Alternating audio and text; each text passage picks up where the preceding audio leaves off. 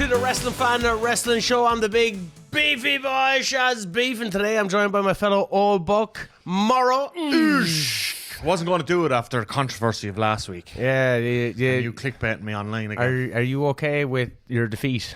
I didn't lose, I won. But anyway, that's beside the point. Well, going to the social media, I went on to... I set up a TikTok account. I know, I seen that. to bite back at... You got called a bellend. Well, he's just said bell. Yeah. So I responded and said, just call me a fucking bellend, man. Yeah. So I went on a rampage there about an hour and a half ago, responding to all those people who called me out. You called Triple H out. You said he was a shite booker. I didn't say he was a shite booker. I said he has some poor booking tendencies at times. You said he gets away with murder. I said there's kids' gloves around his booking. What I love about that episode is that, you know, it starts off like we're trying to have a talk on biodiversity. And then it just descends into, no, you're fucking wrong. Yeah. It's real TED Talk vibes for the first, I don't know. Well, I think... It's like we're at, you see those guys up on the stage at a conference with the chairs and the fancy water. Yeah. And then we just descend into name calling. And I love the comments under, one of them was like, it's nice to see a debate even though one was more extreme than the other. I was like... That's Morro, but Morro would probably say me. I thought we were both fairly extreme. I thought you were very extreme. You wouldn't even say a nice thing about WWE. I did. I said I used the word like. Dunphy tried to force me into saying I love. But in fairness, I did pretty well considering that it was a handicap match with 2-on-1. Well, he was the referee. He was not. He was the referee. He might be Nick Patrick, but he was the referee. He booked me first. I got a yellow. He did. First. Well, I got yellow as well. And then he got one. He fucking deserved one. Oh, it was a fun episode. It was fun getting to talk about it. I thought, the response to it for me was, I loved the response to it, on Instagram and TikTok and all, because the responses kind of echoed our thoughts as well. Yeah. The responses were so diverse. One guy called me a bellend. Other people were like, yeah, you're 100% right. Yeah. I was like, Jesus, it really is. That's why wrestling's great. I know, it's so divisive now, though. It's almost like politics, you know? Well, thank you all for being wrestling fans. We are the Wrestling Fan Wrestling Show. Even the person who called me a bellend. And we had over on Instagram, TikTok, and YouTube in the past months, over 100,000 views between all three platforms. That's our best month so far. Which for well, I don't even know that because I never really paid attention to it. But for someone that's just starting out, I really thank you because we're just trying out different things with the channel. The podcast it's a really good social outlet for us, I think, as well, because it's just nice to hang out and talk wrestling instead of being in the WhatsApp chats. We're all also at an age where a lot of our friends are old and married. Or dead and have kids. Yeah. So sometimes if you don't come down here and chat shit about wrestling on a podcast, you mightn't see people for 4 or 5 days. And I don't drink either, that social outlet is gone for me. So in Ireland, that's the main social outlet. The only social outlet.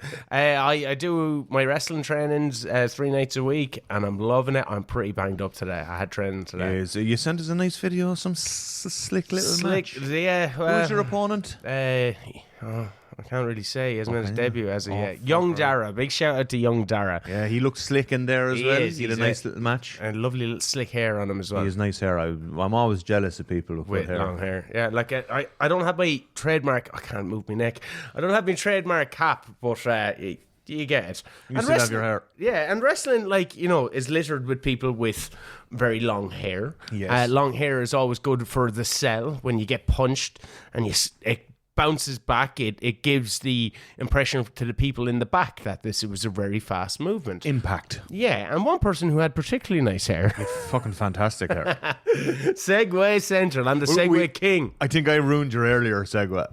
Yeah. Yeah, sorry. Well, kind of. We're going to talk about the legacy of one Hunter Hearst Helmsley. Paul Levesque. You got it right now. Got it right. Triple H. In it, I'm not Triple H, he's the head honcho, it seems, now in terms of creative booking. He got himself a nice old cushy number. I would say it's too cushy now. I would say it's hard work. I would say that is my dream job. Just It's like, when you're young and you play with wrestlers, and now we're too old, we're not allowed to play with them. Yeah, but when you're young and you're playing with the figures, you don't have to worry about contracts and people's feelings and all that kind of stuff. Yeah, leave that somewhere. Just book the wrestling. Just book the wrestling. That's my dream. But Triple H, he has been on our screens. We've basically grown up with him. Some would say different iterations of him.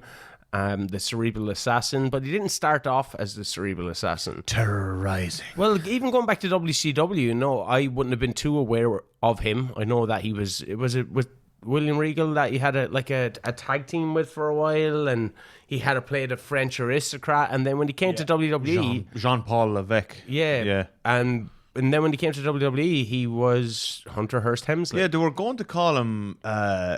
I don't know, was it a Jean-Paul Helmsley or whatever? It was some kind of aristocratic sounding name, and he came up with the moniker Hunter Hearst to give himself the Triple H thing as a nice little hook. Did he? No, well, it wasn't initially Triple H. It was always Hunter Hearst. It was, yeah, but he kind of had the foresight to see that. Yeah, he came up with the Hunter Hearst part. WWE had WWF at the time had a different... double-barreled. Was that because of his love for, say, old NWA, Horseman, Double A? I wonder if like a Double A thing. Yeah, that's what I was thinking, because it's very clear from his career, as we will get into, that he is a huge fan of that era of Jim Crockett and the territories, and you can see even this last night on SmackDown there was a brilliant angle with Randy Orton and Kevin Owens that was ripped right out of the pile driver. The pile driver angle ripped right out of that's pure Jim Crockett. It's Terry Funk and Ric Flair getting a pile driver on the table. Yeah, that's WCW, but but you can see his love for that era, and I did wonder did the Hunter Hearst part come from Does that surprise you? Because considering he's such a body guy as well, it's very weird. Very weird. He just has this love for wrestling. Yeah. Like you hear the likes of, Ultimate Warrior growing up, he didn't love wrestling. He just got into it because even guys like Legion of Doom and that, they didn't really give a shit. They just transitioned but he just does genuinely have a scene. Well, apparently he got into bodybuilding because of wrestling. Yeah. Like a lot of people get into wrestling because they're bodybuilders. Yeah. Whereas I think for Triple H, he was a young guy watching wrestling on TV and seeing all, big beefy buys. But I wouldn't have been too aware of him, even when he started out in WWF.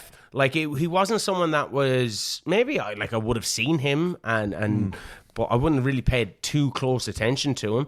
I remember WrestleMania 12 and I was stoked for the Ultimate Warrior comeback. Yeah, and poor old Triple H there had to eat the pin in, I don't know, and that was due to the curtain call, right? That was before the curtain call. Was it before the curtain? Are you sure? Yeah. That was 1996, because he had the King of the Ring coming up, so that was definitely before the curtain call. So that was WrestleMania before the curtain call. Wow. And apparently they were supposed to, work a match.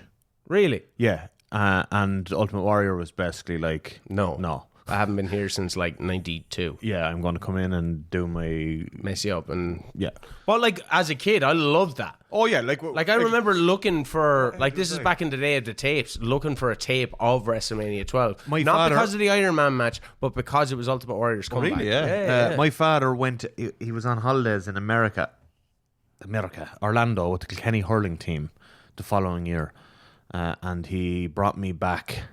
videotape of WrestleMania 12. Oh wow! I remember going down to Roller Coaster Records because they used to. I remember I got top 20 probably at the time. Yeah, well, I don't know. I still think it was Roller Coaster, I went down there and I tried to get they used to have Breakdown. Yeah, they had that down there. So I just bought all the wrestling tapes that were down there. I'd save up my money buy them, but then they told me that they'd order in some. I remember going in and asking to order in WrestleMania 12. You wanted to see Warrior. I want to see Warrior. I loved Ultimate Warrior growing up. WrestleMania 12 is such a weird WrestleMania. I don't want to get off topic, but it's so weird. It's really a clash between the old and the new. You think so? Yeah, because you had Piper versus Goldust, which amazing. Check out the cover channel. That on the YouTube channel. Yeah, get in there. That's fantastic viewing. You had Goldust versus Piper and Triple H versus Ultimate Warrior. And then you had the Iron Man match. And you had the Iron Man match between, two of the greatest North American wrestlers of all time. Yeah, it wasn't a great Iron Man match. It was a terrible match. I'm not a fan of that. I hate that match. Yeah. Not that it wasn't really well wrestled or anything. It was, but it's so dull. Yeah. There's no life in it at all. No life in it at all, no. But we're not here to talk about that. We're not. We're not here to talk about Brett and Sean. We're here to talk about Triple H. So Triple H, that was his first WrestleMania. Yeah. Still haven't really paid attention to him. I know that he was booked possibly to win the King of the Ring. Curtain call happens. Madison Square Garden taped, not a tape show.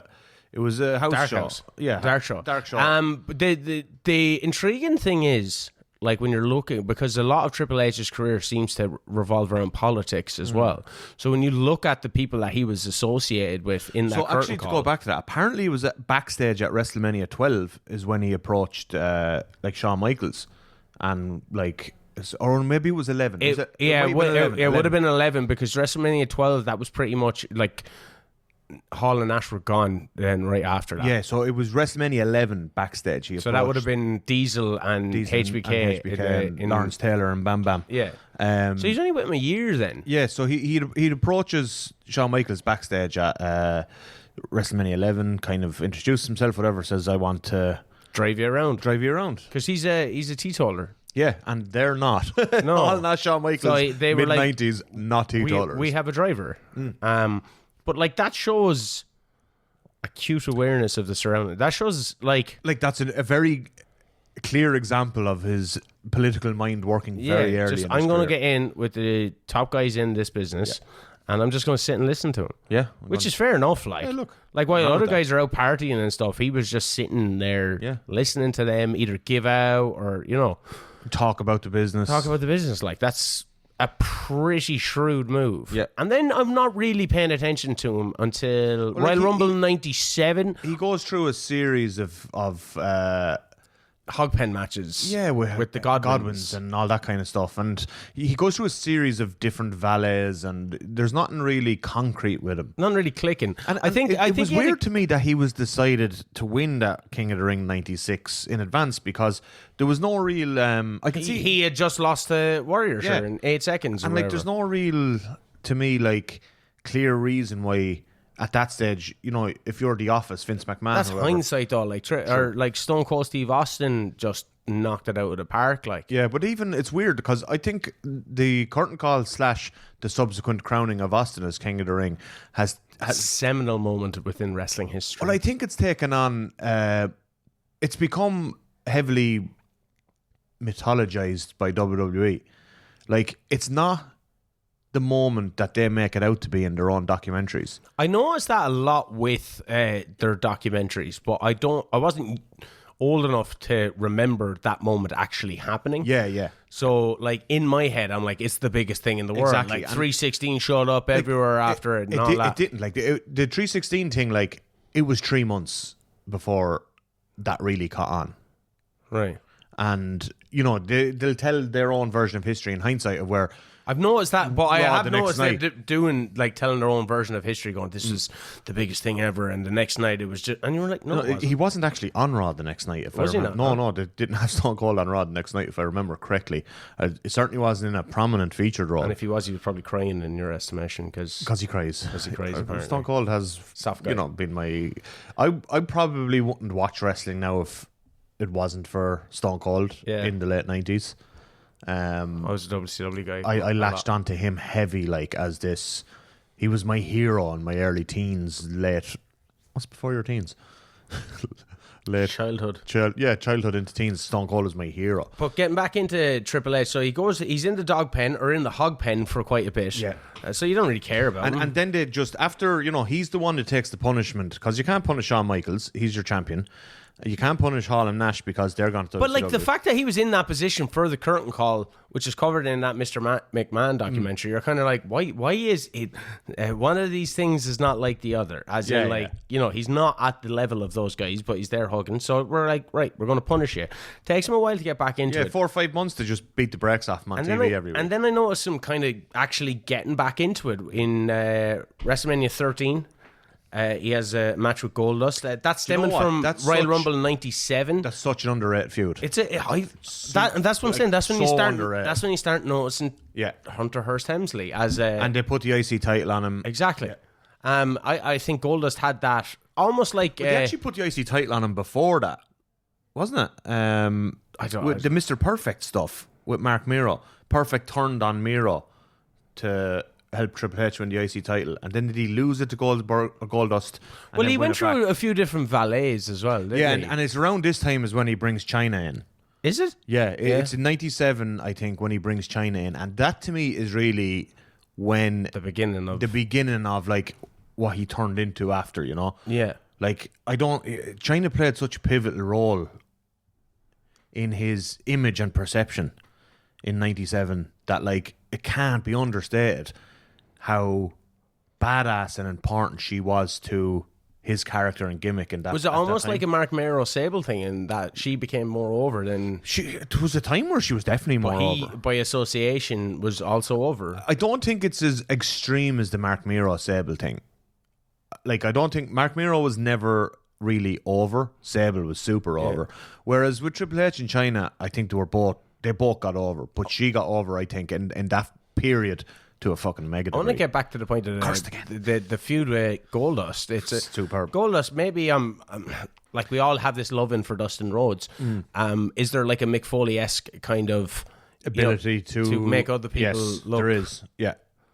So why didn't it work out for him? I just think he so that gimmick, because by the time Goldust returns for the 2002, 2003, one of those Royal Rumbles, maybe 2003, when he comes out and Triple H is there and Triple H is laughing at him for stuttering, and you're kind of like, buried him like they were in the same category, yeah, and like why didn't Dustin? I know he went back to WCW. And wasn't it like a kind of a dig at Dusty from Vince to put Goldust?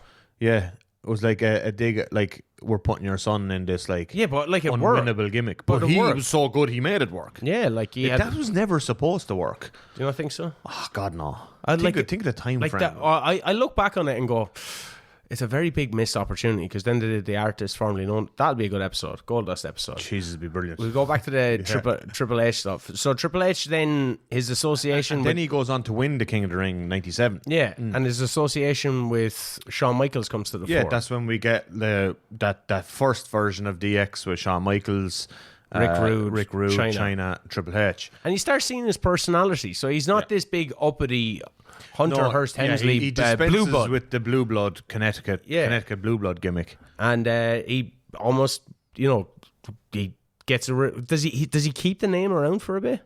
Yeah, he slowly transitions into Triple H at that stage. Yeah, but he does keep Hunter Hearst Helmsley for a while. Yeah, and he's been called Hunter a lot on TV. That's what I was meaning to get at. So he's been called Hunter. His personality's coming out. I remember a segment with Sergeant Slaughter watching it live. Oh, I think when he's like, the way Sergeant Slaughter has a lisp, so they get like the helmets with the windscreen, and then they have a windscreen wiper when he's talking to him, and I was like, this guy gets it. Yeah, and I think like what really happened there was he was positioned on screen as Shawn Michaels, not even really his muscle, but like his right hand man, and that, like, Shawn Michaels at that stage is the top guy in the company.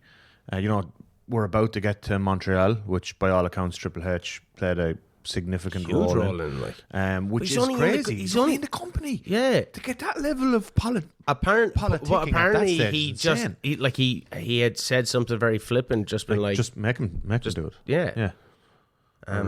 Just do it for him or something.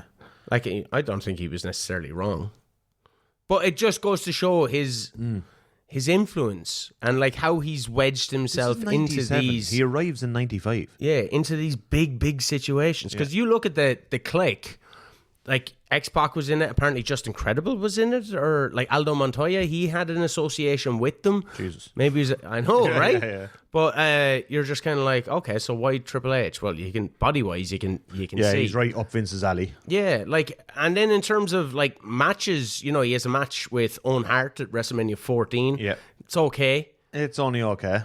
He has some decent work with The Rock over the IC title. Back and forth. Yeah. You can't skip over that. They had a lovely ladder match. Yeah, like there's some really good, because two guys that weren't at their peak yet, but were like certainly trending towards being main event level workers. It's deadly to see him kind of, because like Triple or when DX in kind of ended up almost by accident becoming babyfaces and feuding against the Nation after WrestleMania 14, like, and they did all that blackface stuff that should really be kind of scrubbed from history. But like, there's two guys, The Rock and Triple H, who aren't yet ready for the workload of like carrying the main event picture, but you can see very clearly, like, these are the next two guys up. These are the future. It's something that I don't think Owen really got bar outside of his work with Brett. Yeah, the 94 run. Yeah. I don't think Owen really had that kind of, not that feeling when you're watching him. I mean, like that kind of significant. Yeah, he was never positioned. Bar 94. Yeah. But other than that, he was always like, he'd come into a kind of upper mid-card picture for a feud here and there. It's like kind of some of your complaints about AEW is that like they'll feature him for a little while and then he'll kind of disappear back down the card. And then it won't matter, and then they'll try and make it matter again. Yeah. And poor Owen suffered from that for the longest time. But Triple H never really, bar that like initial term of that 96 King of the Ring time. Yeah. So he never really kind of suffered from, and then he kind of just goes on a tear. So WrestleMania 14 happens. He has that match at Owen. Shawn Michaels backs out, and now Triple H has a new like army, as you would say, with reform or redesigns Degeneration X with X-Pac and New Age Outlaws in China. And China is night after WrestleMania 14. Yeah, and you're like, okay, now this is the guy that they're getting behind. And like, there's a really nice kind of narrative with Triple H beginning to show even here is that he always needs somebody. Yeah. He doesn't get it done on his own. This is very interesting to me. You think so? Yeah, very interesting, because a lot of his, not all, but a lot of the reason for his kind of rise in the back end of 97 into 98 is the association with China. Yeah. And then throughout 98, with the DX stuff, to me it was always DX got over. Yeah. Not Triple H. And like, he was over. He was the head honcho. But it was the faction that was like, really, when you think of 98 DX, it's, you think of the Tank. Yeah, but a lot of it to me is like, what were the cool things in DX? X-Pac and the New Age Outlaws. Well, not even Billy Gunn, I would say. Even Road Dogg. Yeah. That's fair. Like, yeah. Like, Triple H was almost like kind of least cool thing in his own faction, weirdly, in that time. Yeah. That shit hat. Was he wearing that shit hat? Yeah, he was wearing that shit hat at the time. But then things really kind of click into gear for him later in the year. And this is like prime attitude era. Like, this is impossible to follow if you didn't watch it week to week at a time. Like, if you're I'm getting confused with when his first feud with Foley happened. So he beats Foley at SummerSlam. No, he originally beats Mankind. SummerSlam. He beats Mankind in the 97 final of the King of the Ring. But when's the cage match at SummerSlam? Where Mick Foley rips off his top and he's wearing a Dude Love thing underneath, or is meant to be. That's 97 SummerSlam, isn't it? No, that's 98 SummerSlam, isn't it? You sure? Yeah, I think so. It doesn't matter. Alan Maher's going to hate us. But look, we're old, man. Should have texted Alan to come down with a laptop. Yeah. Hey, Alan, bring it up there. Yeah. Hey, Al. Hey, Jamie. What was the Mick Foley? But you're saying it's really kicking into gear. Well, speaking to me, when it kicks into gear, is when China turns on him and joins the corporation. Yeah, and he's kind of forced to fight from underneath as a babyface. And that's in the build up to WrestleMania 15. Yeah, but he has a great feud with Foley in that build up too, doesn't he? Yes. Cactus Jack comes out. No, that's later, isn't it? I don't think so. Later. Are we talking like? No, you're talking about the retirement Cactus Jack stuff. Yeah, no. So do you remember when Cactus Jack gets introduced?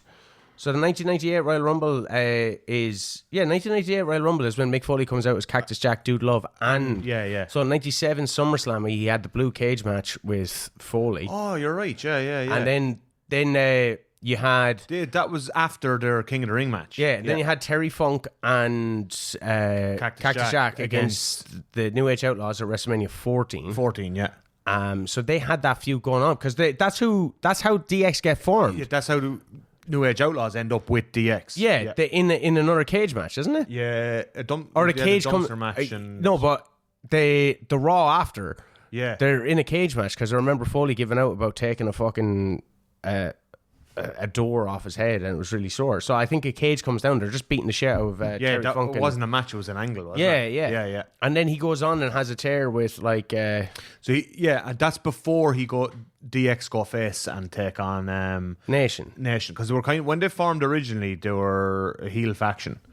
I was watching WCW at the time, so don't be giving out to me, giving out to him, the AEW mark. Somehow I'm also the WWE late 90s mark. Yeah, you have to be, yeah. So if anything, you should have ended up as the AEW mark and me as the That's what I keep saying. Everyone thinks I have this WWE bias when I don't. Yeah, everyone thinks I have an AEW bias when I've spent like my whole life friggin' betting. Watching New Japan. Well, that's mid-2000s on, yeah. So he goes on, let's get back on track. China leaves him. Yeah. But then China, at WrestleMania 15... Yeah, so this is where, like, it all starts to... Go Pitong. Yes, it's fucking attitude era. It's just so much shit happening all the time. It's impossible to keep up. Like I was saying, if you're a 22, 23-year-old watching us on YouTube, like, you'd think we sound like, what the fuck are these guys talking about? But the attitude era was just a mess week to week. So what happens are, like... In a good way. Sometimes in a good way. In the main event picture, in a good way. Yeah, but when you're down the card shit. Yeah, but when you're a kid and you're looking at the blue meanie and you're like, yeah. When you're a kid, the Attitude Era was phenomenal. Do the blue meanie dance. Yeah. Don't my shoulders. Don't clip that. I'm clipping it. Don't clip that. Yeah. And yeah, so WrestleMania 15. Blue Dust. Remember Blue Dust? I do remember Blue Dust. The Job Squad were fantastic. I love the Job Squad. The t-shirts were best merch going. Like. NWO-esque. Al Snow, Too Cold Scorpio, Blue Meanie.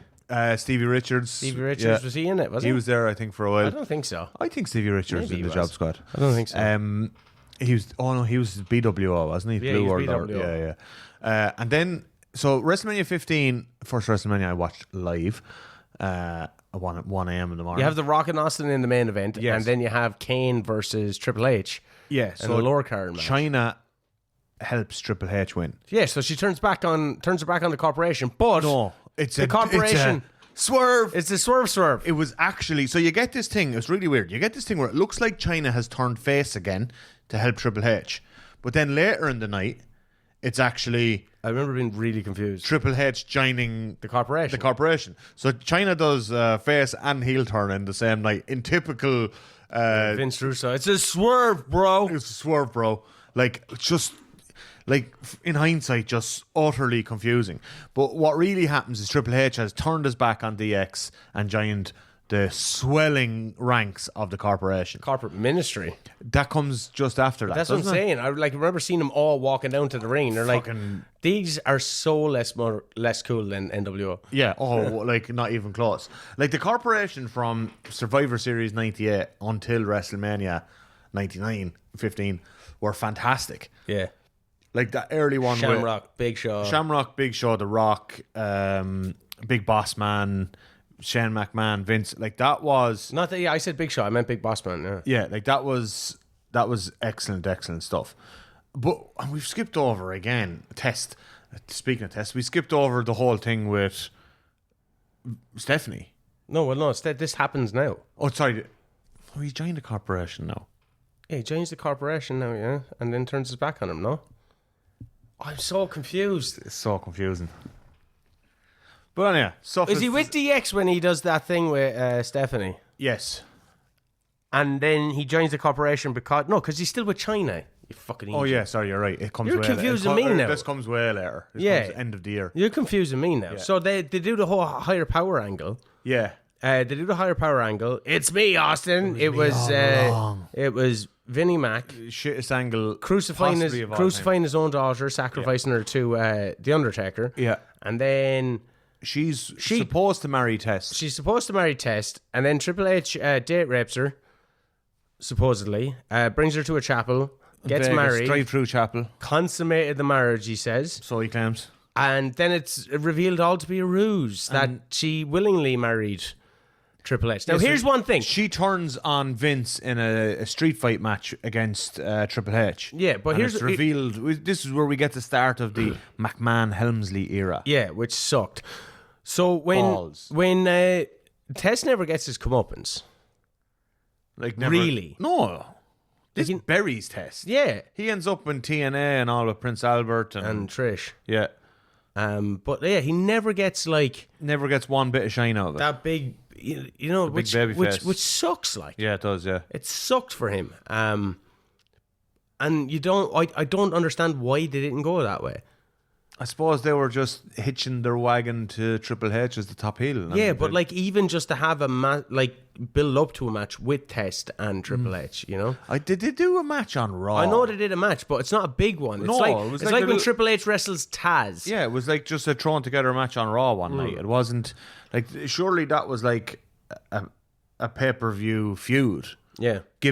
But they really like Test became secondary and it became about Vince and Triple H. Yeah, and like the reason why Triple H's stuff I think is clogged in my memory as opposed to 03. One is because of age, and two is because they're like it's all Austin.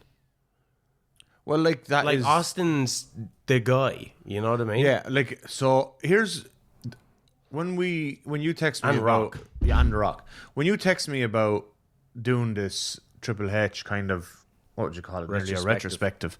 Like it's such a hard legacy, I think, to judge because simultaneously It's a great legacy. his career is underrated and overrated. Yeah, I get that.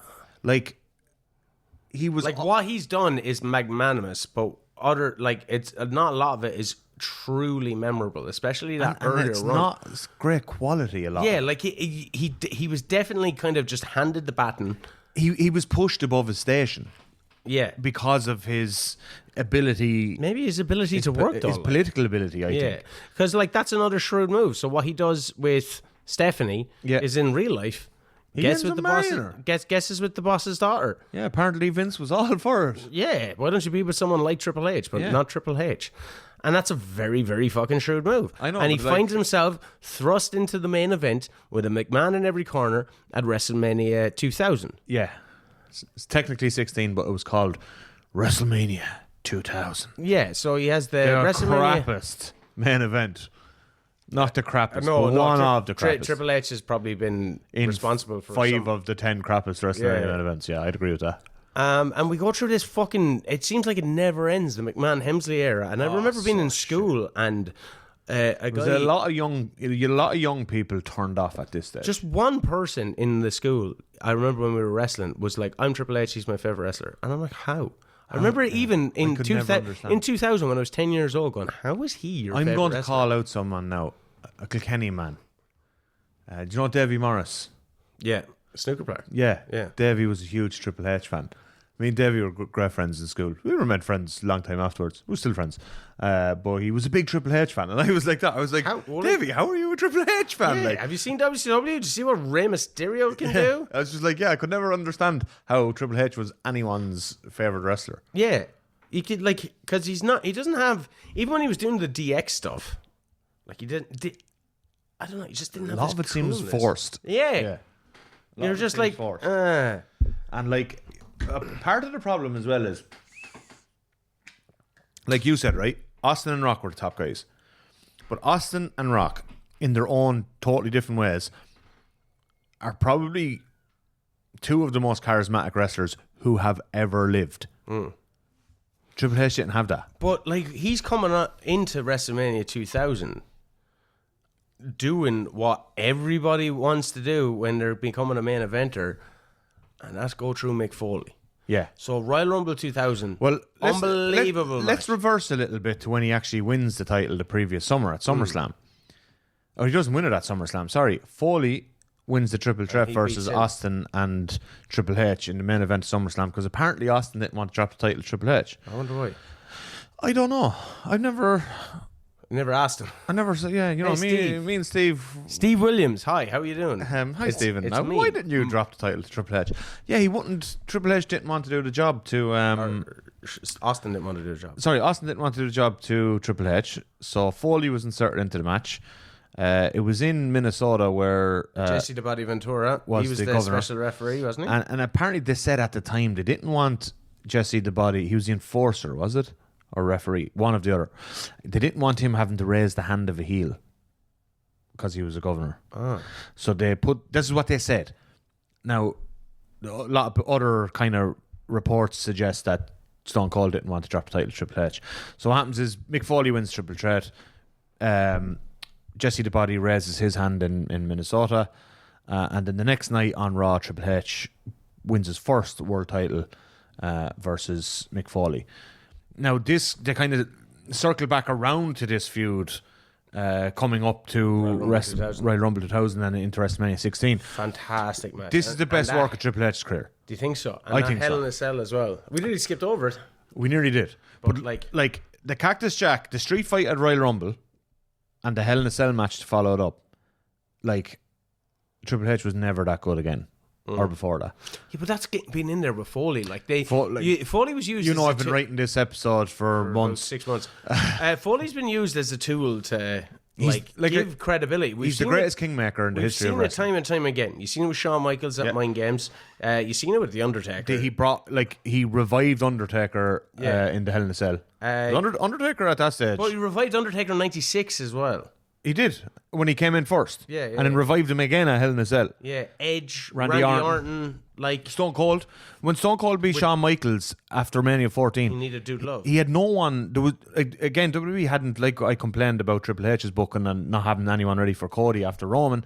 WWE didn't have a heel ready for Austin after toppling Shawn Michaels, and that's really shit. After you do this mega chase with a big baby face, and he finally wins the title. You need to have fucking heels ready for him. But the thing is, when a big babyface wins the title after so much trials and tribulations, arguably the first guy that they go against isn't beating him anyway. Never beaten him, but if you build a heel properly, it might feel some quarters. But would that take away from that heel's heat then? Going, don't know. But that's what they're there for. Hogan did it. Hogan bet fucking... By everyone. Yeah. For years. Bruno. And that was the modus operandi. But again, then Dude Love just pops up and has like this... 2-3 me and on the wrestling not the wrestling fan wrestling show scheduled for two falls.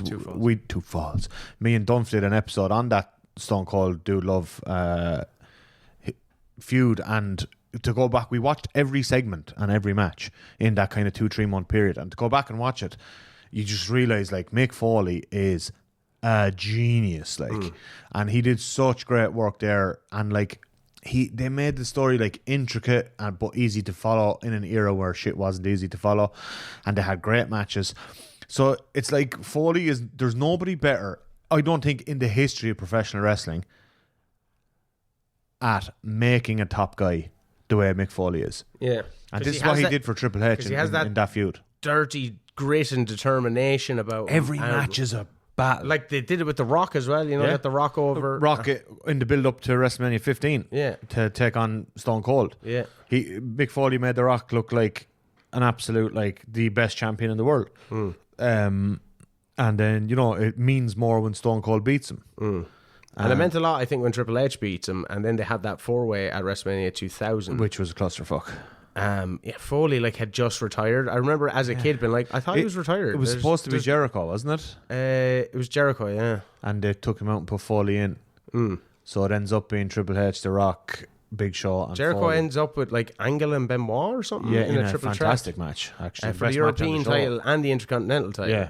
So the first had 2 out of 3 falls. Yeah, no, 2 falls, 1 for each title. Yeah. Best match on the show, I think. Yeah, it was a great match. That whole WrestleMania 2000 was mental anyway. Yeah. Like there was no single matches. I don't even. Yeah, that's the one. There was 0, wasn't it? 0 single matches. Yeah. WrestMania. Then you're getting through 2000, and you're just having more of So The Rock beats him then at Backlash to follow him on. Stone Cold returns from his injury and helps The Rock win. Backlash with the yes. Stone Cold had just been run down by a car. Yeah. I did it for The Rock. And it turns out he actually did it for Triple H. Triple H, yeah. And so the 2000 really is The Rock's year. Stone Cold is out of the picture for Angle. The better part of the year. Yes, but like who's the top guy in the company is The Rock.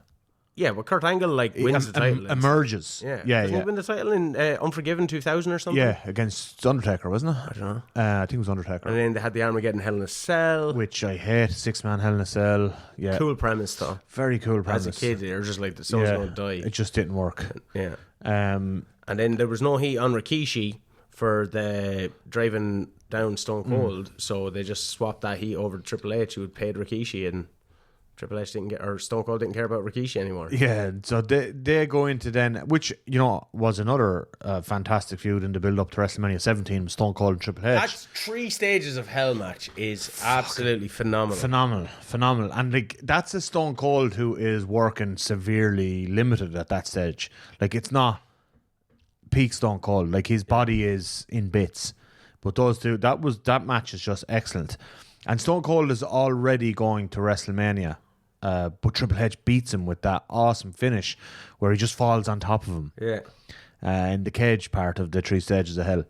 And, you know, Stone Cold goes on then, WrestleMania 17 in Texas. With The Rock. With and The Rock. Triple H has his first of his trilogies with The Undertaker. Yeah. Which I think is a very good, underrated match. The 17 one. Yeah. I enjoy the sledgehammer when he's picking him up for the last ride, hitting him on top of the head. Yeah. Yeah, that's, you know what, in some ways... That was the best. That was the best. That's what I thought it was. And we'll get into that more later because I think me and you have quite similar feelings on the matches that probably get more critical acclaim later. Yeah. Did they have 3 or 4 matches at Mania? 3. 17? 17, 27, 28. 17, 27, 28. Okay.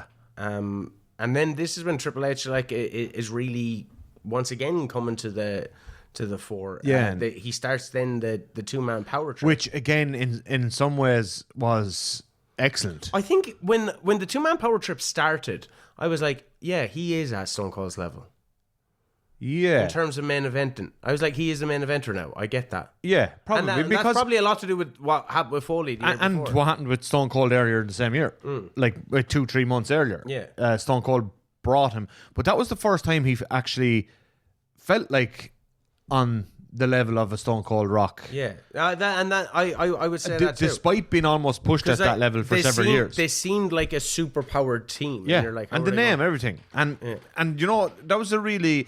I know, like, obviously the Stone Cold turn at WrestleMania 17 is massively criticised in hindsight as being like the end of that wrestling boom. Yeah. The end of the Attitude Era. Sure. The end of the Attitude Era, but also, you know, business dropped off massively after that. Fans had invested so much in Stone Cold as the anti-hero that they didn't want to see him as the bad guy. Yeah. A lot of people tuned out in that era when he turned. But the stuff... Really, like, what came out of that in my mind was Stone Cold and Triple H were positioned to take on the up-and-coming baby faces of Benoit and Jericho and these guys. And that, you know, I know Triple H gets injured in that tag match on Raw. He pulls his quad and is out for 8 or 9 months or whatever. But that they had that tag match, Stone Cold and Triple H versus Jericho and Benoit on Raw for the tag titles. And it was phenomenal. And he pulls his quad in it and everything. And he finishes the bloody match. And even after he pulls his quad, he takes Walls of Jericho on the announce table. Imagine the pain of that. It's unbelievable. Unbelievable. And tore his quad. Tore it. Yeah, didn't pull it. Tore his quad. And he's out then for 8 months, and they don't really get to finish off the 2-man power trip. That kind of thing is that's a bona fide badass, though. That's badass. That's so badass. Why didn't we ever like treat him like that? Because he know. was, and I know he was, and like he tried so hard to be perceived that way too. I know, and it just always is like, nah, fuck you. This is why I say his career is underrated and overrated. How do you think he would have gotten on in the invasion angle? He just would have bet everyone. Probably. Pedigreed. I think his reign of terror that comes after is probably would have just come along in the invasion or whatever. Yeah, you know? like because when he comes back then after that torn quad, he like that pop when he's out in the denim and the leather that MJF is trying to recreate. Royal Rumble. Yeah, well, like he comes back at Royal Rumble 2002, wins the thing, but like he comes out in a Raw before that, doesn't he? And he's in that fucking denim and leather and shit. Yeah, he looks like a complete badass. And you're like, nah, yeah, I get it now. You know, in a different wrestling group, I'm in the one where they call me Tokyo Dome. You have other wrestling friends. Yeah. Michael Verney, shout out to Verney, you know, the sports journalist, yeah. sent in a picture of Triple H a few years ago lifting weights, you know. This guy's jacked. Jacked, like, you know, enhanced jacked. And I just said to myself... Allegedly. I just said to myself, the least surprising thing to ever happen is that man had a heart attack in his early 50s. I don't mean that in a bad way, but the guy took... How much steroids is that man taking over his whole course? You can't prove that. Allegedly. And, Scott Steiner, we'll get to him later, but he said he'd do a drug test if Triple H did, and then he was never asked to do a drug test. Yeah. So 2002 comes back.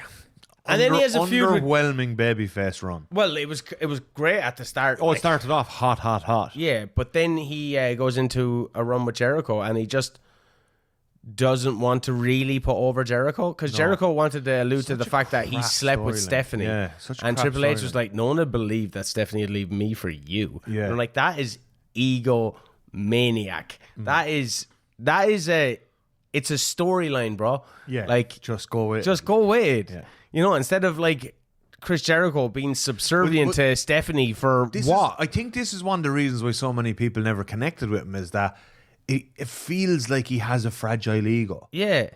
Like there's talks of, I think it was around SmackDown vs. Raw 2009, like there could be no promotional material of Triple H looking vulnerable or weak.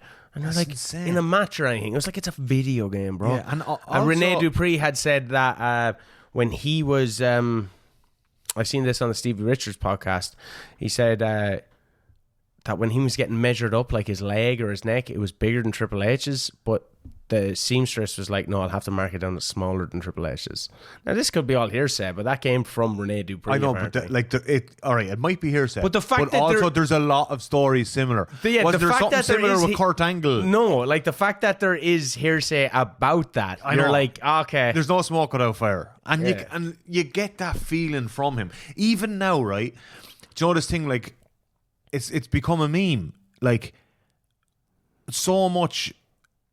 He's on screen so much. Like, I had an issue with... Not an issue. I was just kind of like, oh, this is cheesy. Mox and Eddie Kingston, right? And their perception of what cool guys. Yeah. They're right. Yeah, So they have a very they're like definitive I think they perception set a table on fire, and then they were like in front of the camera and they were drinking shots and I remember that. Yeah. It was like, when they were a tag team. Yeah, and they're like in their head they're the badass. But now in my head watching it, I'm like, that's kind of cheesy. You try hard sons of bitches. It's too try hard. That's what Triple H was.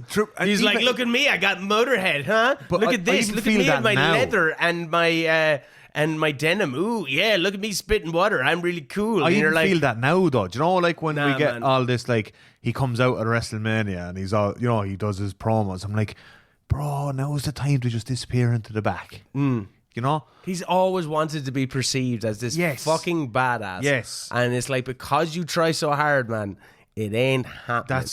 That is the crux of his career. Yeah. He's a tryhard. Maybe because that stuff would have been cool in the 80s. Very possible. And that stuff would have been cool in the 80s. Would have blown people's minds in the 80s. Yeah, but it doesn't fly. No. Even as a kid, I was like, I always found him cheesy, like, you know. And where were we? We were at where were we up to? Oh yeah, his injury and his so he goes with back. Jericho. Jericho has a great last man standing match with Jericho, but he drops the title in that time. Yeah, he drops the title to Hulk Hogan. I know. That's mad, isn't it? Mad. Like, do you know what? That had to be a lesson for Triple H, because within a month of his big babyface run, he drops the title to somebody who outshone him at WrestleMania 18. Yeah. In Hulk Hogan, who has just returned to the company. Like, that is hilarious. But also, that's a lesson for Triple H in his politicking.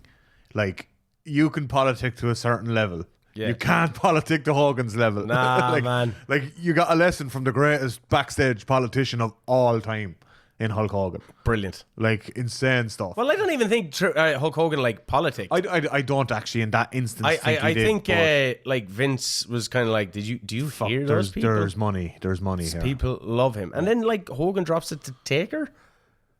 Yeah. Hogan just drops it like to Taker. A month later. Yeah. And then we get... And then Hogan goes into that weird Mr. America run. I love that. The NWO comes back. Shawn Michaels is in the NWO. And then... You're like, oh, the NWO didn't work. Oh, DX might be coming back. And it's great to see Shawn there. Yeah. You're like, oh, unreal. This is before his return. Yeah, and I was like so hyped for a Shawn Michaels Triple H DX return. Because like when you think of that DX run, it's very short. It's so short. That initial for DX. the impact it had. I know DX itself in any different iterations went on for ages. Yes. But like the original. Shawn Michaels and wasn't in DX with like X-Pac. No. And Road Dogg and Billy Gunn. Never. They were like separate DXs. Yeah. Bar like when they'd return like years later and stuff. Yeah. But like reunion DX. Yeah. But they were never in the original DX together. No, or in like any iteration of DX together. So to see Triple H and Shawn Michaels, and they're like, "Oh, you're so excited," and then Triple H pedigrees him, and you're like, "You son of a gun!" But Shawn gets attacked backstage, and then Triple H is like feigning concern for Shawn, and then it's revealed it is Triple H. Yeah. You're like, "What's happening?" No, that's a mess. But what came out of that was a 2002 SummerSlam unsanctioned or match. street fight, unsanctioned or something like that. Yeah, Shawn Michaels in the jeans. That was fucking excellent. An amazing match. And they've had so many good matches. Yeah, but that to me is their best match. No, they had a last man standing, I think, at a Royal Rumble. Yeah, they did have a last man standing. That was class. As well. We kind of get into like the Elimination Chamber. Yeah, like just before we started, we looked up on cage matches, like Triple H's 10 highest rated cage matches. And like cage match isn't perfect; it's fan voting. But it is a kind of decent indication of like good and bad, I suppose. And 2 of his top 10 as voted by a couple of thousand wrestling marks like ourselves. I'm on it. I'm on it. Do you have to pay for that? No, right. Free. So you have to pay a subscription. No, jeez, no. Although I did get a Wrestle Universe subscription. What is a Wrestling Universe subscription? It's a streaming service that has like 10 different smaller promotions on it. I wanted to go back and watch loads of Pro Wrestling Noah stuff from like Kenta's prime and Marufuji's prime 15, 16 years ago. And the only place I could find it was on that, and I've had a whale of a time. Pro Wrestling Noah was like the shit growing up. Oh, like 2004, 5, 6. It was like that was over New Japan. Like. Oh, it was way ahead of New Japan and All Japan. Remember 01? Yeah, that's on it as well. Oh, I haven't delved into it now, but like that was badass back in the day too. Yeah, apparently it's still going. DDT is on it too. Yeah, apparently 01 is still going. DDT is still going. Noah is still going, but their booking is horrific. But yeah, I went back. I got the Wrestle Universe subscription to go back and watch a lot of Kenta and Marufuji and Kobashi and Misawa stuff. How was this figuring into Triple H? I don't know. Cage match we were talking about. Cage match. You asked about subscriptions. So, but 2 of his top 10 are 2 of those very early chamber matches. Yeah? Yeah, they're very highly not rated. Not the 03 chamber match. No, we'll get into that. Yeah, that wasn't there. We get into that in a sec. In that time period at all, between like Shawn Michaels and Elimination Chamber, maybe it's just a bit after this. Is this when the association with Flair comes about? This is around the time. I would say not the first chamber, but a little bit after that. Yeah, I don't think Flair was with him for the first chamber. He starts associating with Flair because, of course, then we're building up. Say we're on the road. I always classify Survivor Series as the beginning of the road to WrestleMania. The road to WrestleMania. To get through that road to WrestleMania, you have Scott Steiner debuted on Survivor Series. I actually, you know what? That's one of my greatest ever. No, this is in 2002. Did Scott Steiner debut in? It was 02 or 03. 02. This is during his reign of terror. So he beat Shawn Michaels in 2002. Yeah. When does he gets given the Raw title? It's essentially straight after that he gets given the Raw title. He gets given the Raw title the big gold belt. By Bischoff. I think it could even be the night after SummerSlam. Yeah. Then Elimination Chamber happens. He's loosely associated with Flair. And then Scott Steiner's his title defense at Rumble. Yeah. And he, again, at No Way Out? They had a pause off in between or something. I love that pause off. And then so funny. It's just kind of funny when you go, he dropped the title to Hulk Hogan. Okay, who's first opponents? Scott Steiner, Booker T, Goldberg. We'll throw him in there. Yeah. Beat. Yeah. Like, well, that's what I'm talking about, the next Elimination Chamber. Yeah. Sorry. Scott Steiner, Booker T, Kevin Nash, Goldberg. All WCW guys. Yeah. Beat. And obviously, I like that feud with Kevin Nash at Bad Blood when they had that Hell in a Cell and Foley's in it and they bump Foley and Foley's like, talking about how devastating the structure is. The feud with Scott Steiner, Scott Steiner couldn't move. Yeah, his foot was broken or it was something completely like that. club foot. Yeah. Completely different when he was in TNA. He was doing Frankensteiners and stuff. Yeah. Booker T. But Booker T should have beaten. Well, sure, look, we've spoken, how many episodes are we in this podcast? 40? 30? We've mentioned WrestleMania 19 as being one of the worst booking decisions of all time on at least half of these episodes. Like, we don't even really need to delve into it, but it's a stain on Triple H's legacy. I honestly think it is. WrestleMania 19 is a stain on his legacy. Yeah. Like, I get what he was trying to do with the whole Harley Race, Ron Simmons thing, but Ron Simmons beat Vader in the end. Yes. That's how that thing has to go. And also, was there 19 seconds between the pedigree and the pinfall? Yeah, there was a big... Talk about cutting the legs out of a babyface who's hot. Cutting the legs off Scott Steiner, cuts the legs off Booker T, cuts the legs off Goldberg. Goldberg was never the same. Cuts the legs off Kevin Nash. His friend. Yes. Like, they're all his 4 opponents, all 4 big WCW guys. This is where the Reign of Terror gets, that the Reign of Terror moniker isn't a nostalgically good thing. No, it was bad. It's always 20-minute monologues. Yeah, it's always as fans going. Just out there burying WCW talent. And it's in this stage. Wait as until well. I get to you, Sting. And yeah, we're a long way from that, and it's still happening. And it's in this period as well where, like, we all migrate to SmackDown. Yeah. We're not watching Raw because it's fucking boring. It's the Triple H monologue show. Yeah, like and at the same time over on SmackDown, you've got like Eddie Guerrero, Rob Van Dam, Angle, like all the deadly wrestlers. Brock Lesnar. Yeah, Brock Lesnar has just debuted. The Rock, like... Well, this is WrestleMania 19. This is after WrestleMania 19, so Brock Lesnar has just main evented WrestleMania. Sorry, yeah. I'm even going back further, like a year earlier. Like, we've all migrated to SmackDown because it was just a much better show, and you didn't have to, like, what felt like suffer through the Triple H. Yeah, stuff. I know, but we say suffer through Triple H. Evolution starts. Well, no, we there's one more step before we get to Evolution. Well, like, we're coming up, so he has Kevin Nash, he beats Kevin Nash, and then around Elimination Chamber, does an Evolution come into play here? Or something comes into play here? Is this Ric Flair coming into play? Ric Flair is already in play. Ric Flair was with him at WrestleMania 19. Yeah, but because Evolution wasn't a thing at WrestleMania 20. It was, yeah. Was it? It was Flair, Orton, Batista against the Rock and Sock Connection. Yeah. That's 20. Yeah, so sorry, I did that mean Evolution is coming in. Evolution is coming into play now. Yeah. So for all that shiting on we did about Triple H and the Reign of Terror, Batista and Randy Orton came from that Reign of Terror. Yes, but that comes way later. Yeah, but if that didn't happen, you don't have Batista and Randy Orton. Well, like, WrestleMania 20 happens in between, which was hugely significant in terms of what really felt like... Yeah, but their association with Triple H in that time period, no matter much to the fans' dismay, helped create 2 big, massive stars. Like when we did our faction episode, did I pick Evolution? I don't know. I think I picked Evolution.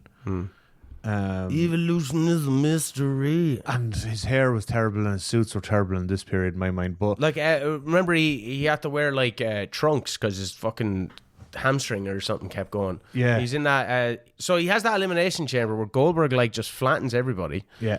And then he beats Goldberg. Yeah, Triple H wins. Sledgehammer. Lol. Yeah.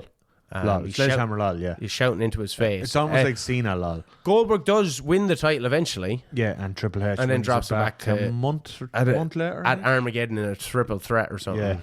And then we go into, Benoit wins the Rumble. Voldemort. Yeah, we had another Shawn Michaels. That's the last man standing. That's the last man standing. Yeah. And then you have Benoit, so a ex-WCW guy, ends up ultimately dethroning Triple H in what Cage match says is the best match of his career. The triple threat match. Like the end of that match is so good. Yeah. That like 5-minute closing stretch is just phenomenal. And Shawn Michaels another good match at Backlash as well. Like yeah. But yeah, that's Triple H's second now WrestleMania main event. Never had a singles main event. No, true actually, yeah. Which is interesting. Oh no, he had. He main evented with Jericho. He did. That was actually the main event. WrestleMania 18. Yeah, I can see why you forgot that because it feels like The Rock Hogan was the main event. This is his third WrestleMania. A triple threat, a singles, a triple threat, and a 4 corners match. In 8 years. So he didn't miss a WrestleMania in 8 years, which is pretty good. Yeah. He had Warrior. He had Goldust. He had Hart. He had Kane. He had the Foreman. He had Taker, Jericho, Booker T, and that he goes up to WrestleMania 22. So he makes 10 years of WrestleManias. Yeah, 23. He's injured. 23, he's injured. So, but 20, the triple threat match, phenomenal. And then later, were you surprised he put Benoit over? But the story called for it. Like the story had to. It had to have happened. And also, again, it's, you know, he didn't put him over in a singles that night. He tapped. But it was him that tapped, which now that surprised me. Yeah, I thought like Michaels is there to eat the pin. Yeah. But it was Triple H who tapped. Yeah. And really, like, kind of made Chris Benoit. Yeah. I know it didn't. Well, it didn't make him. It gave him the opportunity to be a top guy. Yeah. I think he somewhat squandered it. Well, squandered life, but I think he somewhat squandered that title reign. Maybe he wasn't given the... Yeah, I don't know. It was like... He was, though. But the title reign felt secondary on the show. He beats Michaels at Backlash then, doesn't he? Yeah. Yeah, in another really good match. But like he main event SummerSlam against Orton. And loses, yeah. And again, the storyline called for that. Yeah. I know like Orton wasn't really ready, and Orton had that Foley run. So talk about Kingmaker again. I know it's just Mick Foley, but Orton, you know, wins the title there, and they kind of rushed him to the title. Like he had a great run, the Foley run. They just wanted to beat Brock Lesnar's. I'm 20, the youngest champion in WWE history. Actually, no. What is you, Randy? 24. All right, we'll stick it on you. And you know, Brock Lesnar had left under very acrimonious circumstances, and they wanted to beat that. And then Randy, you know, the next night on Raw, Evolution turn on Randy Orton in his celebration, the thumbs down, epic angle.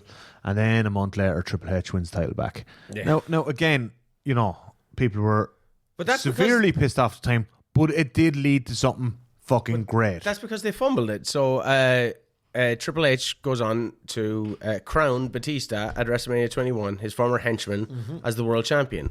Again, after one of the best angles in the company's history. Yeah, has 3 great matches with him, and then basically Batista and Cena swap fucking... Swap brands. So Cena goes into a feud with Triple H, right? Yeah. That's WrestleMania 24. Cena beats... No, WrestleMania 22.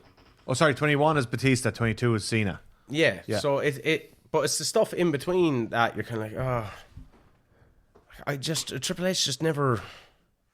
He just lacks a connection. He was just always there. Lacks a connection. That goes. He was just always there, and you're like, meh. I think the next thing we're going to talk about is probably the thing that best sums him up. Like we talk about, like, you know, we skipped, say, 03 and stuff. You know, he's in that feud with Kane, and he's doing Katie Vick, or not even 03, 02. Yeah, God. And you're just like, we're skipping middle ground stuff. I know, so shit. That Katie Vick stuff is like some of the worst stuff ever produced. Yeah, it's... But I think, like...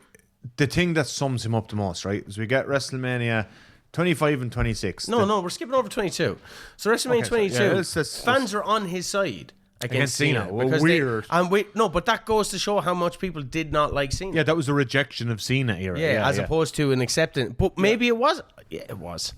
It was a rejection. He goes through the same thing against Lesnar at WrestleMania 29. Then he reforms DX. Yeah, this stuff is shit. Yeah. It's so shit. It has like a Hell in a Cell match with the McMahons and Big Show. Yeah. Reforms. It's so child. It's not the DX that we know. It's 2 old guys trying to remember like what if it was they like. had done that Survivor Series thing with the Hardys and CM Punk and left it with that would have been perfect. That's great, but they're just going right. They're like burying. They had the Spirit Squad stuff. This is the you know, they were selling those glow sticks. Yeah, it was just this like big merch thing, really, making innuendos and. But this 2 guys, they're probably in their 40s. Rated RKO.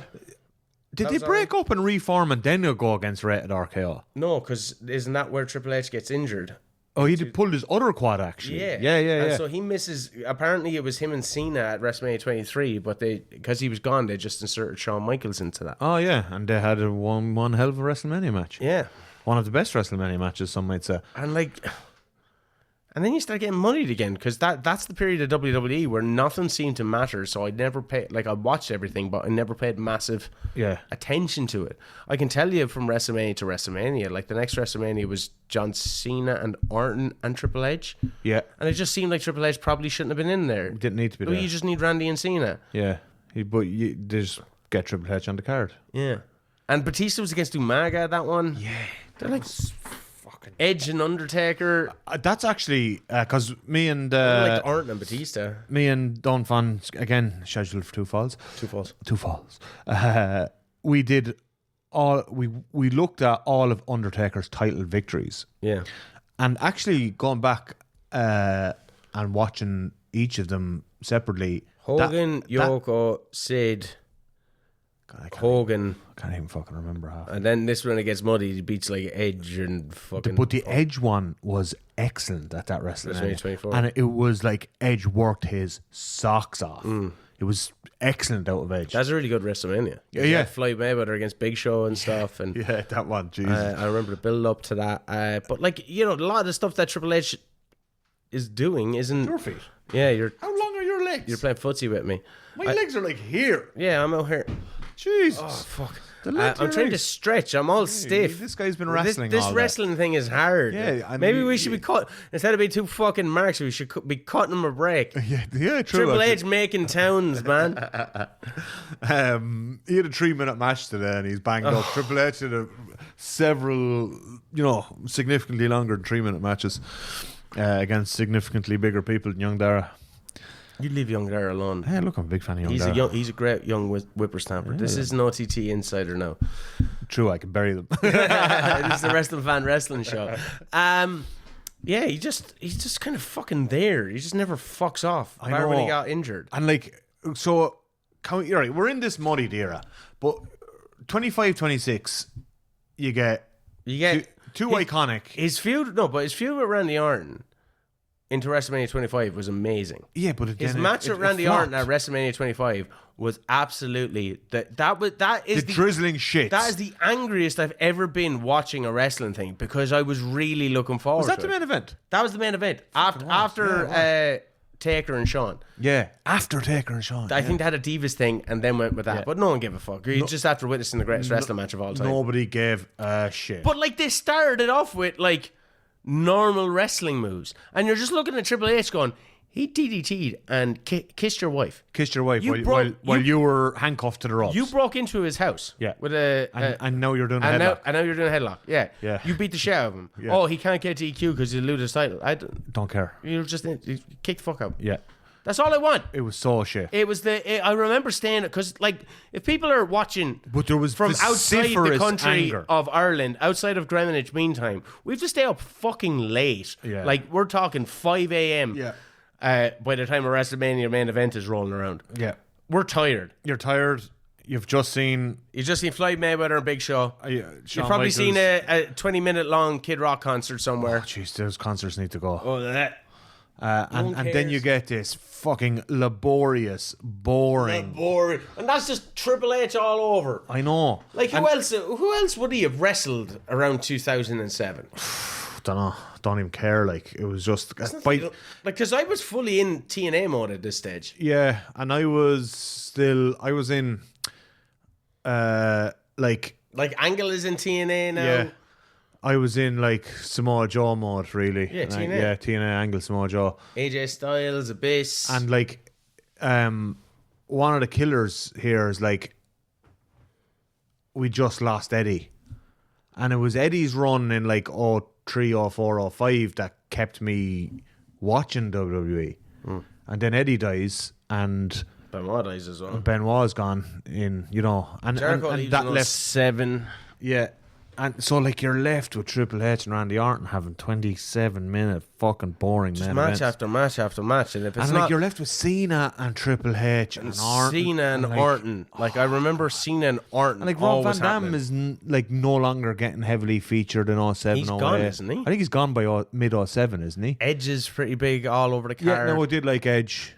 And like, this Punk is coming to the fore, but he's not there. Not like there. He's like, not being pushed yet. as he's already a champion. Jeff Hardy comes back. He's not He wins the quite title been in pushed. 09. I know, but Doesn't he beat Triple H? Yeah, he does. Yeah, in a pretty good match actually. But this is around the time But like Triple H. we're like, not yet at that point where those guys are getting pushed. like I think if there was like a No Way Out or a No Mercy or something, Triple H like wins the title 3 times on that card. I don't even remember that. What the fuck He is does. that? He has a match with like Umaga, I think. Right. And I don't know. Orton gets given the title and Triple H Wins it back. wins it back, but loses it and then wins it back or something like that. There's 3. He went in maybe as champion, lost, won it back, lost, won it back, And came out as champion. It's absolutely crazy. But like by the end of that night, he had an extra like 2 world championships on like getting close to Ric Flair 16 kind of thing. Was he on now? 14. I don't know. Finished on 14. Something stupid. Yeah, but like They don't matter though. we go into this is like to me. What I think totally this is our sums up- worst episode ever because he is just. I really liked Triple H like now, but looking back, you're just kind of like. So much of his career is really frustrating. Oh, as a you can wrestler. only really go by WrestleManias because nothing else is very, very memorable. Maybe I'm doing him a disservice. Like No, I we don't go think you are. I to, don't we go think to you are. WrestleMania But 26. even a lot of his WrestleMania shit isn't memorable. Sheamus at WrestleMania 26. Yeah. And he beats him. The new up and I comer. know he'd just put him over in like December or whatever it was. Was it December? I think he put Sheamus over for the title. But no, Sheamus wins the title Yeah. against Cena And sorry, in a tables match. and then Triple H takes the title off him. Does he? No, Triple H and Sheamus isn't for the title. But the Sheamus beat Triple H early in that run when he came in. Possibly, yeah. I don't know. I thought it was for the title. I can't remember. See Don't again. remember. Like, but we're in a period. This is what I mean. Like, okay, so WrestleMania 25, 26, you get the 2 unbelievable Shawn Michaels Undertaker matches, right? Like, Can't beat that. they were phenomenal. Both matches, the stakes, the storyline into the second one with Shawn Michaels in the Royal Rumble, trying to get back to Taker, all that stuff. And then having to put his career on the line to get the Taker match, and he loses to Taker 26, end of Shawn Michaels' career.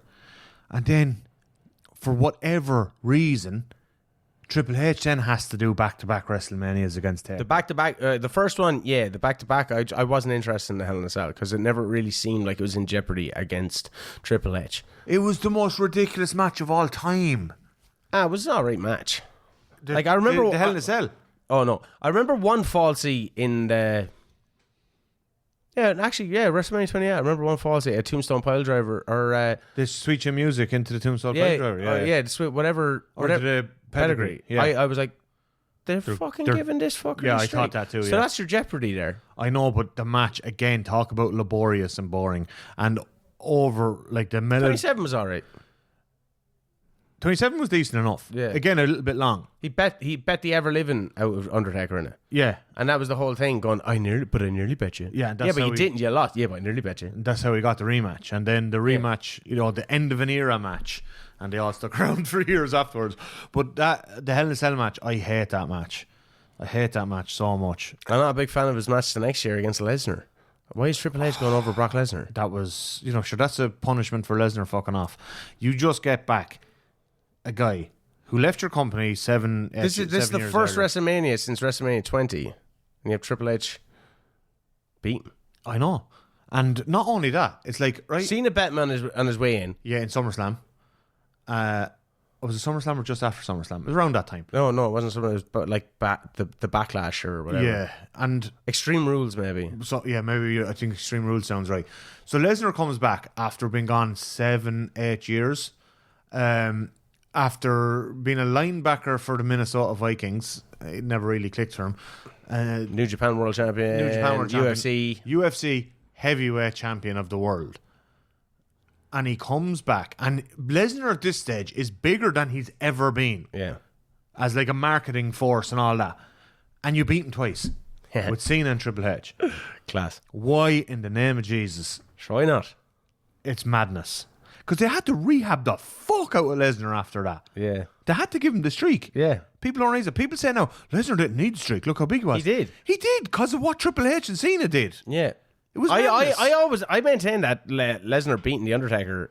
He needed the streak. But not that he needed it. But like, he couldn't have lost that as well though. no, yeah, I get that. But it was the right call. It was the right call. Because like how many main events did you get off the back of Lesnar? Think of what Lesnar became. How many names does he help make since then? Drew McIntyre. Lesnar became the biggest draw in wrestling for about 10 years after the streak. Boom. 7 years anyway. Roman Reigns got made off the back of Lesnar. And Cody Rhodes has got made off the back of Lesnar. Well, yeah. Partially. Yeah. And like, a lot of them partially made, but like Lesnar became the biggest draw in wrestling for 7 or 8 years because of the streak. He made that company untold money because of the streak. Because they fucked it with Triple H beating him. Like, this guy was he was the fucking UFC heavyweight champion of the world. You are never... you know what? I can't remember one promo from... And, like, thinking back on it, I can't remember, like, one promo really from Triple H. Bar when he was, like, to Booker T, people like you, or the Sergeant Slaughter thing when he was with DX. Other than that, you don't remember really, like, what... Or Tough Enough, when he's in Tough Enough. You don't... He was never a dynamic promo. Like, promo... He was a solid promo. Matches-wise, maybe there's a few that springs to mind, but you're just... How do we... Because, like... Right, it's just as a fan as well, like, so... But let's go there, like, because we get into... He doesn't have many WrestleMania matches left. I know, but he has a couple. This should have been the Triple H WrestleMania matches ranked. Yeah, jeez, that'd be hard. Because we're starting at the bottom and working the way up. Yeah. Now, we get to one of his best matches ever at WrestleMania. WrestleMania 30? Yeah. Against Daniel Bryan. Opening the show. Yeah. That was really fucking good. That was cool. And he's in there with the in-ring best professional wrestler of all time. But, like, leading all the way up to that, you have the authority angle, and he does the turn on Daniel Bryan, doesn't he? Yeah, and gives the title to Orton. And you're just kind of like, Again, this goes back to what we spoke about earlier about WWE rewriting history. They made it sound like all the stuff they did made Daniel was on Bryan. purpose. It wasn't. Yeah, they tried to pawn him off on Bray Wyatt. Yeah, and again, that became the best thing on the show. Jeez, I didn't realise how bright it was in here. Yeah. My glasses gimmick. Put the glasses back on. That's your gimmick, man. It's I don't. This wear is glasses. This is the non-gimmick podcast. I had to go look. Yeah, it is the non-gimmick podcast. I took my glasses off. Like the authority stuff. Like again, just became laborious, and Triple H and Stephanie taking over the show. Corporate Kane. I like Joey Mercury and Jamie Nolan. I did like them. Yeah, they were fun. But like, it became a thing of like, we're trying to recapture the corporation angles from 1998-99 that weren't massively brilliant anyway to begin with. Not in outside of the context of their time period. Yeah. And like, it's just, and like none of them are as dynamic as Vince McMahon. And they didn't have a Stone Cold. Yeah. I know they ended up positioning Bryan, but in a lot of ways they kind of overcame Bryan in the end, and just, even though he won the title at WrestleMania 30 and all that, the authority lived on, and then Bryan got kind of pushed off to the side into pushed him down the card. That comes later. After the Intercontinental title. Yeah. Right? But he was injured as well. I remember being injured during that, because he has a match with Punk. And Kane. No, not Punk, because Punk is gone by this stage, isn't Kane. No, Punk goes the year after the Intercontinental title time. Punk has gone around WrestleMania 30. 31, no, just before 31, Royal Rumble. Or was it Royal Rumble 30? Punk has gone 2004 Royal Rumble. 2014 Royal Rumble. So after that. That's 31. That's 30. Sorry, that's 30. So he goes after the night after the Rumble, he fucks off. Yeah.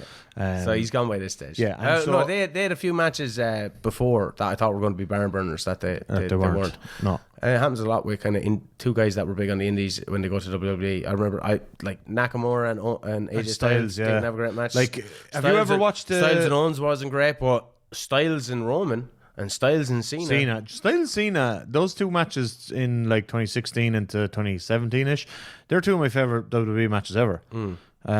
Triple H. Have you ever watched the Wrestle Kingdom 9 Styles Nakamura match? Yes. Like, that is out of this world. And they don't have, like, they have 34, and it was just dog. I stayed up, like, you know what we say, and it was even, no, I got up early because I was in Middle East at this stage. I got up at 4 o'clock or something to watch WrestleMania for the sole purpose of watching Styles Nakamura, and it was so shit. But anyway, that's off topic.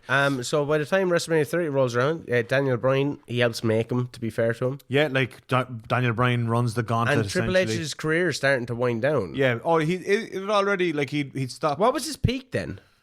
Like, how do you pick his peak? I know, like, Jesus Christ, he covered so much ground, but like, was his peak like the 03? Reign of Terror is his peak. 03? Like, yeah. But like he's still like, fairly what's his- all over the card. I know, what's like his around create- 08, 09. What's his creative peak though? Like, what's Yeah. the best era? Not like, WrestleMania 31, he has the match with Sting. That's just a nostalgia fest. and you know, And then he has one more WrestleMania main event in him. yeah, where Against Roman. against Roman Where 32 he wins the Royal Rumble. to win the title. That was one of those times, rare times where the title is on the line. Like Flair did in 92. Yeah, He does the title. same. And you're just like, why is Triple H winning the title here? Like it was just again More ego authority thing. It's like, fucking stuff. but it was ego thing as well. It's like, oh, we need to get Roman over. There's nobody better in the company than Triple H to be the one to put him over. But no one cared. Nobody cared at that stage. But like fans started rallying Triple H again, almost know, like- Cena-esque. Like And that 32 main event is again an absolute snorefest. The Roman and Triple H WrestleMania. It's 32, isn't it? 32, yeah. That is a snorefest of the highest order. 2016, 32. Yeah. Like, that was painful. It was. Painful. Yeah. And beating Sting the year before, that was a bad decision. Beaten, he had to get him off his WCW hit list. I know. And you had the NWO running for Sting, even though we know that Nash and the boys are best friends with Triple H. And you have Yeah, it was DX it was that running in WCW fucking. It was WCW. It was cool. 2015. It was cool to see, but like 15 years too late. yeah, and like Nobody cared. That was Sting just... didn't look like he could go though. No, but Triple H didn't either. Yeah, There was so much bells and whistles in that match, probably for that reason that these two guys are old now.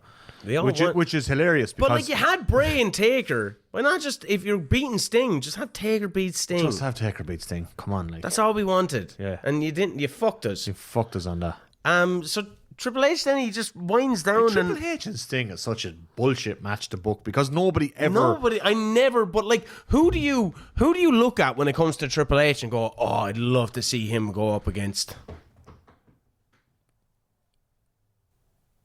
Fuck nobody.